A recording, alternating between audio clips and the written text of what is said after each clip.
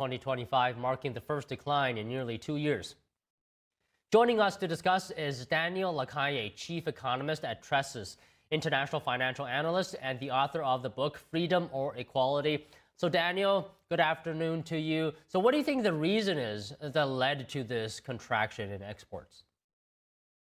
Thank you very much. A number of reasons. Number one, the Chinese exporters have been unable to find alternative homes for their exports outside of the United States.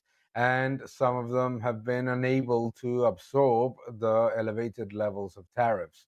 Not only that, but many of these exporters have found themselves with very significant working capital challenges. So we have seen throughout the course of these months how the so repeated narrative that China would be able to basically offset all of its exports to the United States with alternative routes didn't happen.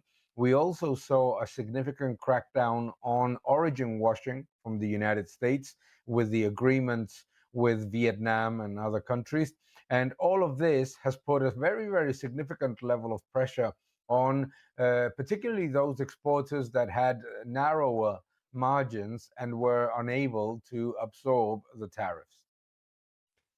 So Daniel, has U.S. demand for Chinese products decreased because of tariffs? We're seeing exports to the U.S. down 25%.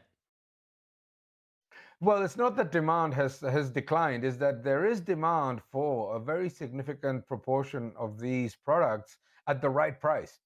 You know, another of the things that I repeatedly debunked throughout all of the negative comments about the Liberation Day was this idea that United States customers had almost unlimited demand or inelastic demand no matter what the price.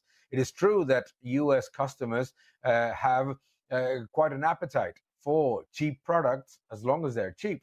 So when many of these exporters have been unable to absorb the tariffs and at the same time they have had to deal with rising freight charges and also rising financing charges, all those things have certainly created a competitive disadvantage for many of them, and they have been unable to sell elsewhere and definitely to find different countries that would purchase those products. The European Union, for example, has reduced quite significantly also its demand for some of the cheaper products, of the below $250 packages.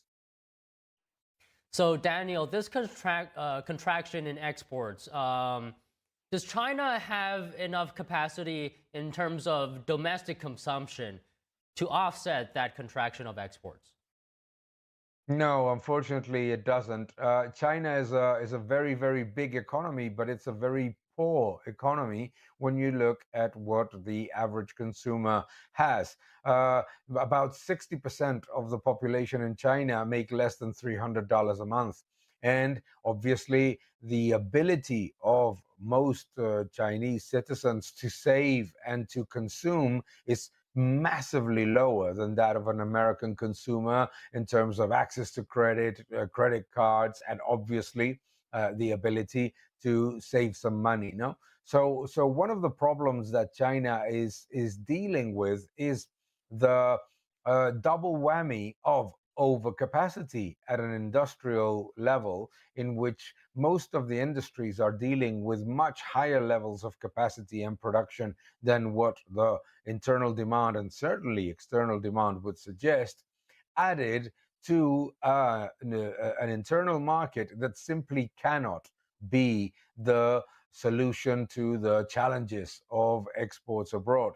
We often hear from Chinese officials that if Chinese consumers increase their consumption by $1,000 a year, that would immediately solve all of the problems of the Chinese economy. Well, $1,000 a year is a fortune for the vast majority of Chinese citizens, which are way, way, way behind the figures that we see in cities like Shanghai or like Beijing. So it seems like, based on what you're saying of Chinese officials, it seems like China does have a desire, right, to sort of rebalance its economy towards consumption-led growth. So what are the challenges? You mentioned some of them, but is it entirely possible, if given enough time, to rebalance its economy? Well, if you remember, for example, the Japanese crisis at the end of the 80s, beginning of the 90s, the government was looking to offset the challenges of the external market by generating a level of stimulus for the internal demand. However, that obviously could happen because at the time, Japan had one of the most developed and richest consumers in the world. This is not the case in China. The problem is the following. You cannot bake the cake and eat it. You cannot, on the one hand, have an incredibly competitive, low-cost exporting and producing nation in which salaries are very, very low and in which employment is elevated, like the Chinese economy is, and at the same time expect that those citizens are going to offset the global demand of products by consuming more. It's virtually impossible. You cannot have a population that has very low wages, no relevant elements of social security, etc., very, very limited levels of protection, and at the same time expect them to consume significantly. That cannot happen. You would have to wait for the Chinese economy to become a high salary and high productivity economy, and that is way, way, way ahead, if any, in the future, because obviously the Chinese economy, unfortunately, in the last 10 years has been closing instead of opening. No? So you cannot basically be, on the one hand, a cheap labor country while having large domestic consumers. So, Daniel, how do you assess the long-term outlook then for China's economy based on what you're seeing as the current trajectory headed? Well, they obviously need a trade deal urgently. That's very, very clear. We see it in the working capital figures of the Chinese companies.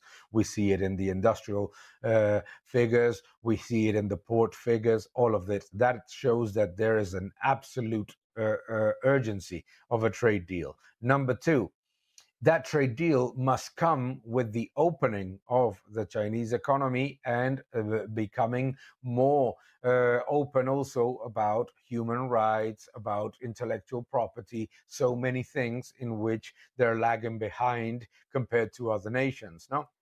So the opportunities for China are gigantic. It's obviously a very productive, hugely efficient country in which there's tremendous level of seriousness and commitment from the labor force, etc. But all those things cannot happen if the economy does not open, independent institutions are not implemented, and at the same time, the challenges of intellectual property and human rights are not addressed. All those things can be addressed, but it cannot happen with all these plans that basically seem to look at the past of socialist central planning as the solution for the future. That is not going to work.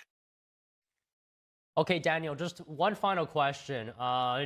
Do you see China's export sector picking up? And what is your advice for those looking to invest in China right now?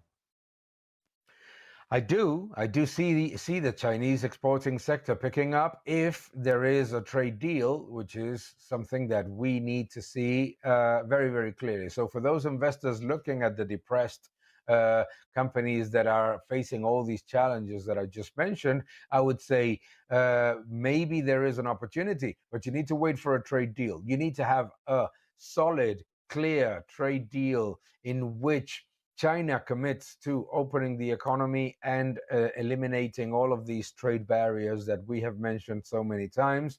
And then you may see an immediate positive reaction, but you need to see the trade deal. You cannot just wait for months on end, thinking that these companies are going to solve their problems, because those are created by all these challenges that I have mentioned throughout the interview.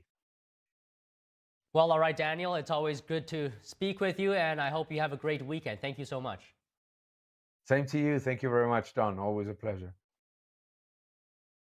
Next, the government shutdown is now at the 38th day. Senators are speaking on the Senate floor